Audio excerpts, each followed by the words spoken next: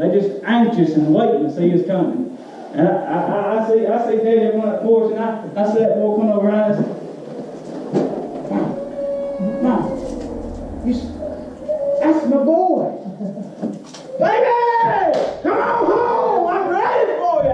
I've been waiting for you. I've been looking for you. And the Bible says that he ran and he fell on his neck. Now you got to get this picture right here. This boy has been in the hog pen. He is nasty.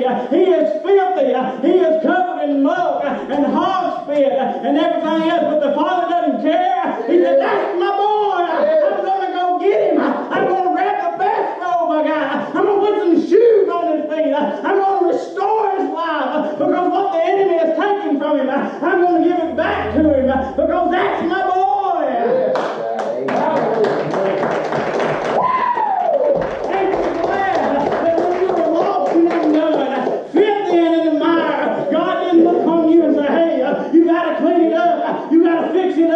You got to make things right before you welcome back in my house. No! He didn't say that. He said, hey, I love you where you are. While we were yet sinners, Christ died for us. I didn't have to fix it up. I didn't have to clean it up. Wow! He cleaned me up. He put a robe on me, a ring on my finger, shoes on my feet. He gave me a new outlook on life. And he changed it, and he fixed the mistakes that I had made. Amen. Yeah.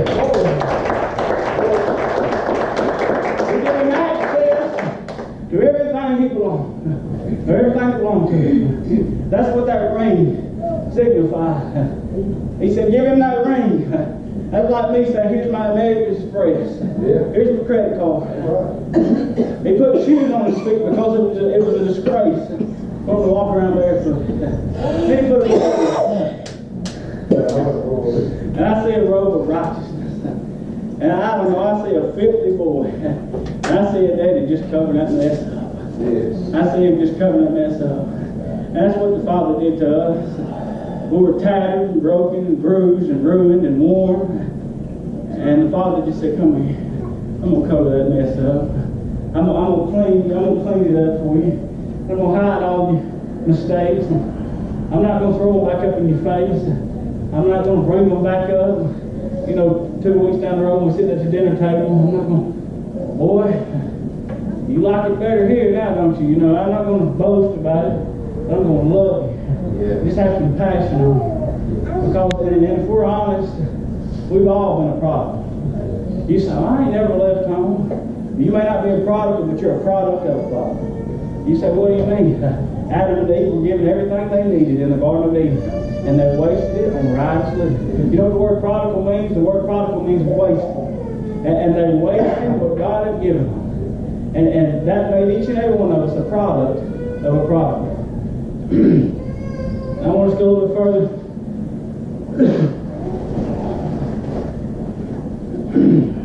We talk about the oldest brother. And then I'll come to a close. I didn't have a whole lot this morning, but what I had, I enjoyed. Yes, sir.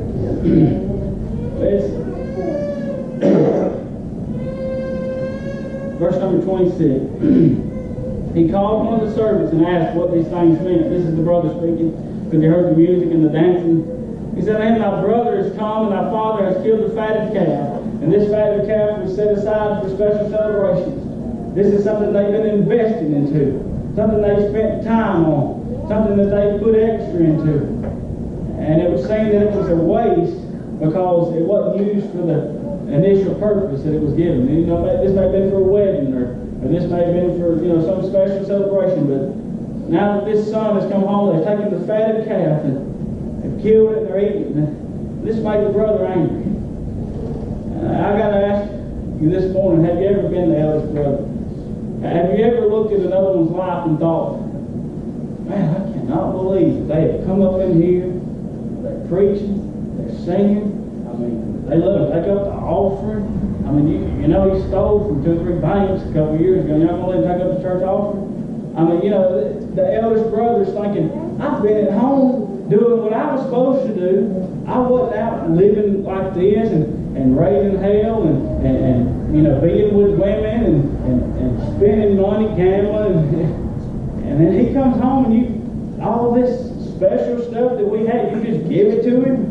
Have you ever been that eldest brother and thought that about someone who's decided it's time to come home? And that's why Jesus is telling this to these Pharisees. Because they thought themselves higher and worthy to receive, because they believed in the Word of God. They read the Old Testament and they looked into it, but they had some other things that they, like oral traditions and stuff like that they went off of. And they thought of themselves as religious and high and mighty. But that's why he's telling them, he says, it's not about whether or not you've been at home and you've stayed at home and you've done everything right. Because I got to tell you, the church is not about morality. And don't get me wrong, don't take that the wrong way. It's not about what I can do good. It's not about how I can live and my good works. It's about grace. And about, you may have been living in church your whole life and still be lost and undone. You may have lived and stayed on the front pew of the church, and you may have sang in the choir, and you may have done all these things and still not have that relationship that you need with God. And so that's what this brother is saying. He's saying, Father, I've been home this whole time. And, I never begged you for anything of you. I've been right here beside your side. I've worked for you. I'm working these fields. And then this son that's been out living and just wasting it all. He comes home, you give him a fatted calf, and give him access to buying your credit card, whatever you want to call it. You put shoes on his feet, give him the best robe. And now we're celebrating. And then he tells the son, he says, you've been ever with me. He says, and all that I have is thine. And we do see a reward here to the eldest son. We see that he never had to go through what the youngest son went through. He never had to know what it was like to be separated from the father. That's what Christ said, everything that I have is yours. Okay, don't worry about it. You're taken care of. But we need to rejoice. Because that that was here and had it like you got it and had it how you had it.